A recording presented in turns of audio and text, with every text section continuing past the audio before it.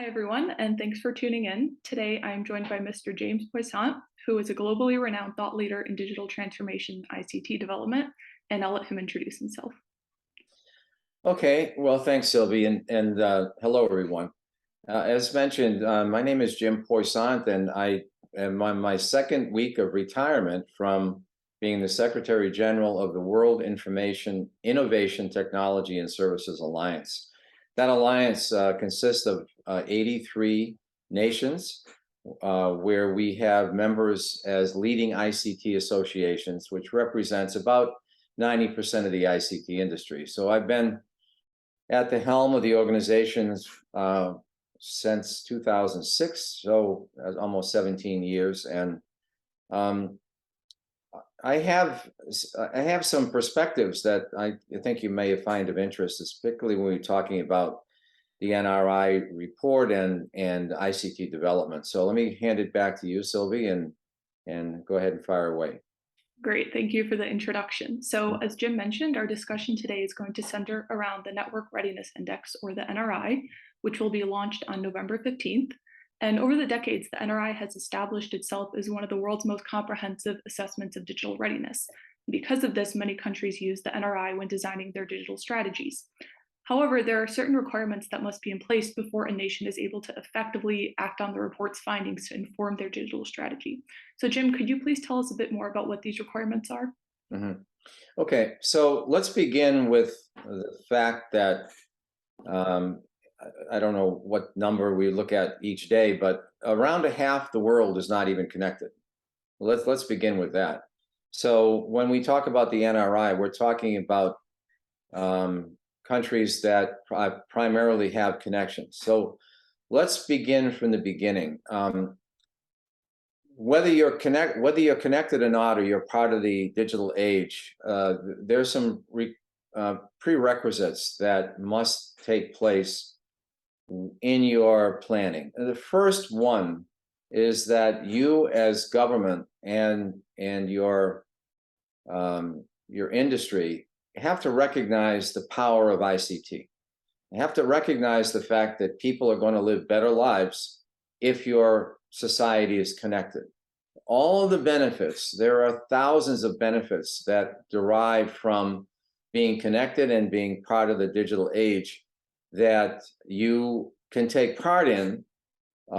If you're and if you're not, I'll explain what I think is necessary to begin. But if you are in the digital age, there are a lot other things that you can do to increase the benefits for your society. So the number one prerequisite is you have to recognize the fact that ICT is good and that it will help your society be more productive, more inclusive, and increase your GDP. So you have to understand that. The second part of what I'd like to share with you is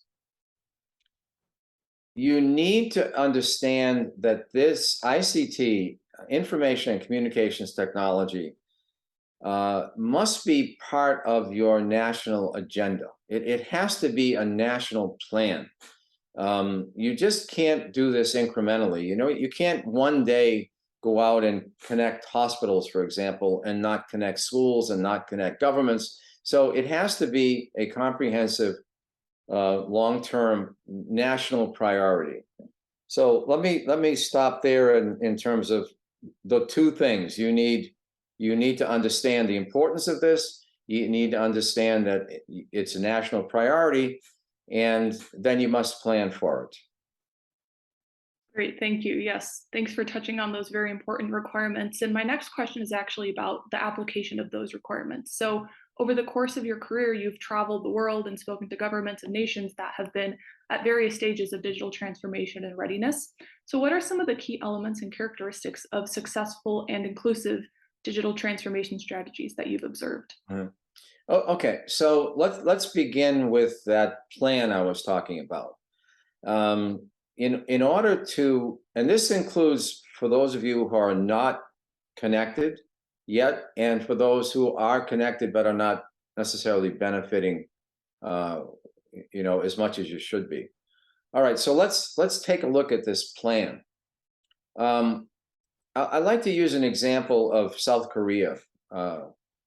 Is one of my favorite examples, that they have a long-term plan that can withstand government interference. Now, I'm not being critical of government. I'm just being realistic that as governments turn over, the tendency is for the new government to basically disregard or discredit the people they're taking over from. And part of the problem is that if the plan begins to get infected or affected, then it throws the whole thing back, the whole planning process backwards. So in South Korea, they have a long-term plan. I believe it's a 10-year plan. But they also put in a constitutional amendment, which was quite interesting to read, is that that amendment requires all new governments to leave the plan alone.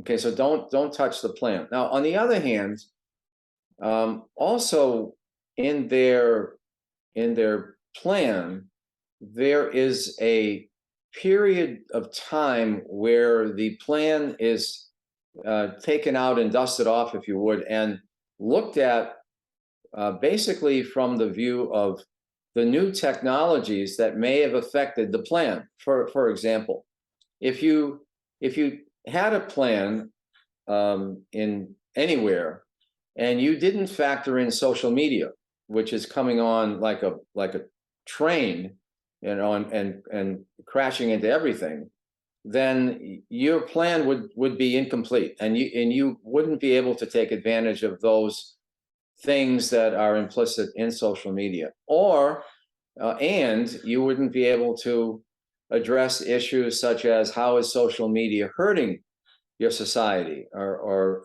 as opposed to helping it.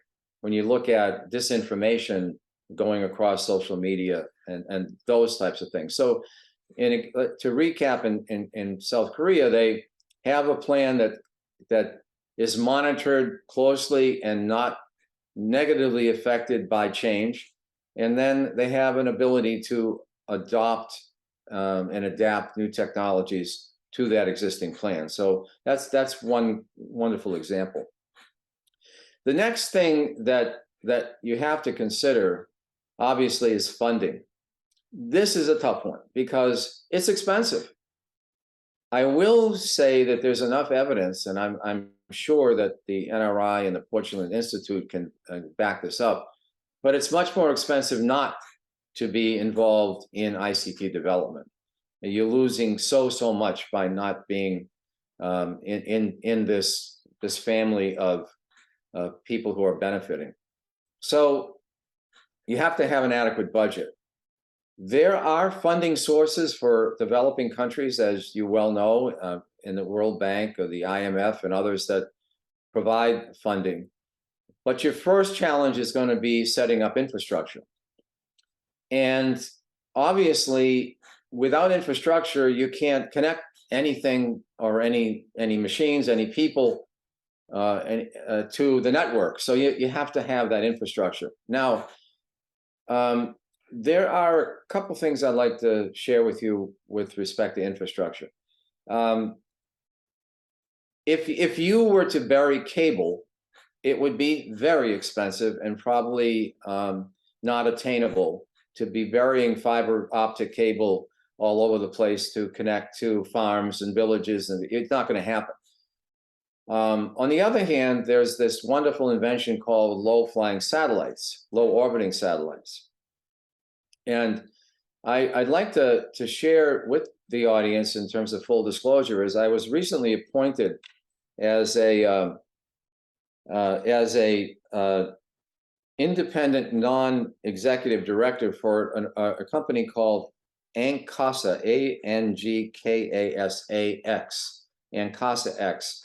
And ANKASA X is a brand new offering, which is coming out, I believe, in a few months, where it will be going public, where the goal there is to to launch 500 low orbiting satellites around the Asia region in order to connect those people who have been left out and can't get connected through the normal type of connections of the cables or the major satellites, where it be the larger ones, the high flying ones, which would be more expensive.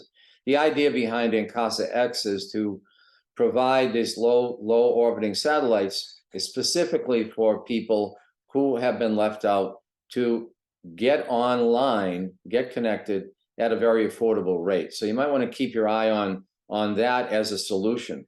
So that would handle, I don't know how many hundreds of millions of people, but that would make a big dent in the 50% that don't have any access. Okay, so if following the logic here, you need a champion, you need the plan as a national agenda, you need a plan, you need a long-term plan that can't be affected by political interference. You need to have the network, you need to have the infrastructure, you need to have the funding, and then you're off and running. So once you develop those tools and those assets, then you're on your way to an enormous benefit. Now let me digress a moment and just, why is ICT important? First of all, the internet and the World Wide Web is cut across every aspect of human life. It's affecting everything. So whether it's in the medical field or in the transportation field or even in the COVID era, it's affecting everything. So if you're not part of this movement,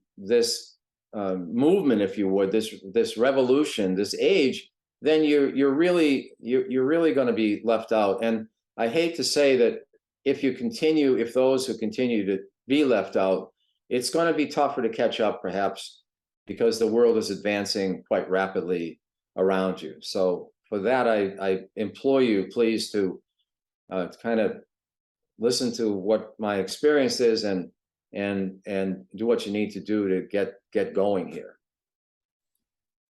Great, thank you. And I especially like how you mentioned that ICT now is cutting across nearly all areas of our lives.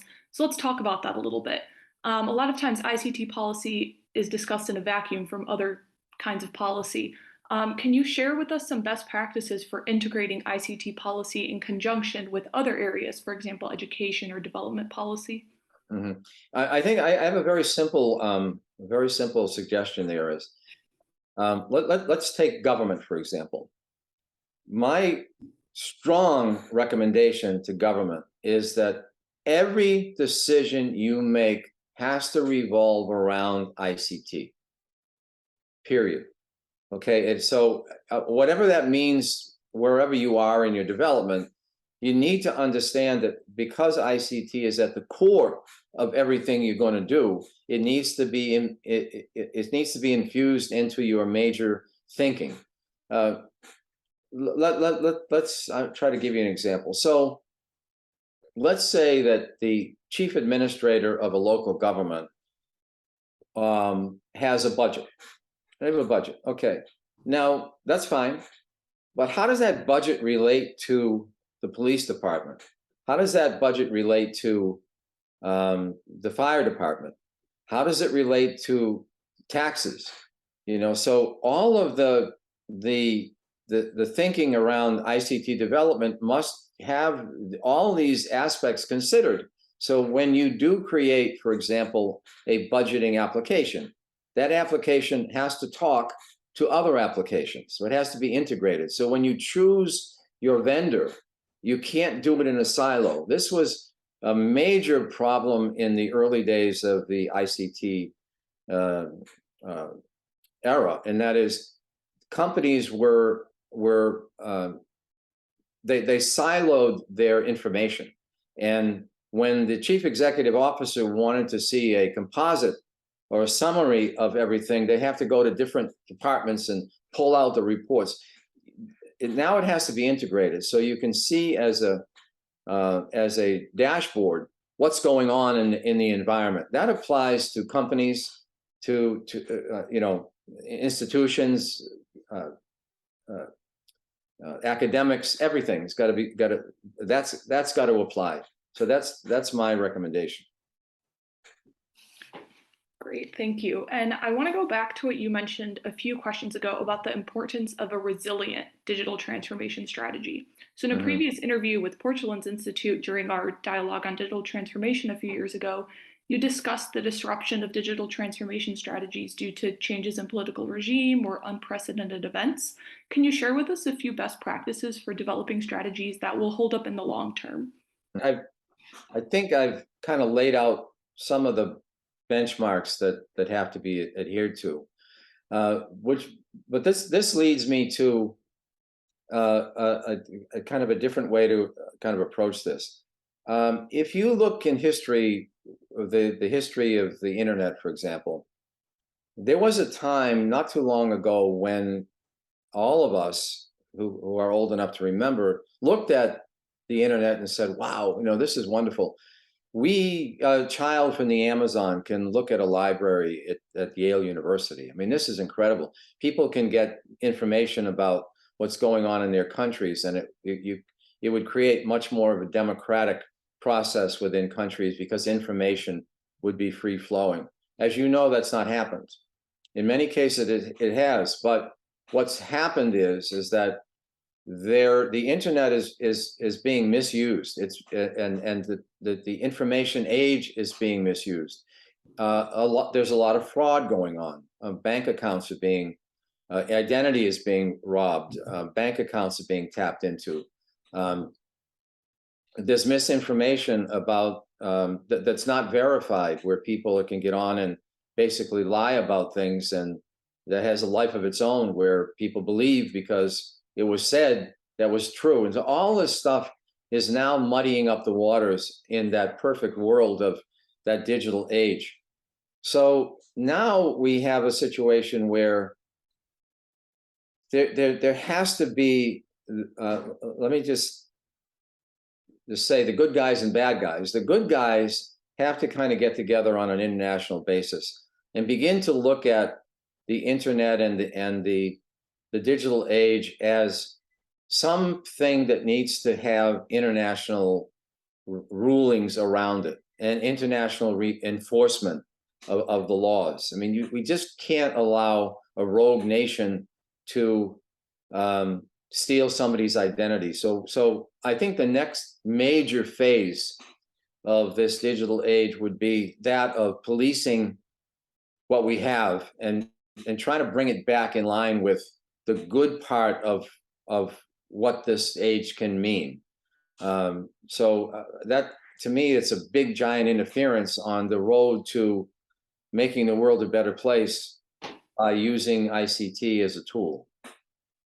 Certainly, yes. I mean, we know technology is not inherently good or bad, but it's about, making sure it's being used in the correct, efficient way. So I'm glad you bring that up. Okay, well, that's going to do it for us today. Thank you all for tuning in, and especially a big thank you to Jim for joining us and sharing a bit about his expertise on digital transformation and development. Thank you, Sylvie. I want to thank the Porcelains Institute for the opportunity, and I wish all of you the best in your development, and try to remember a couple of those things that I've learned over a long career in terms of observation. I think it'd be beneficial to you. Okay, so thank you and good luck.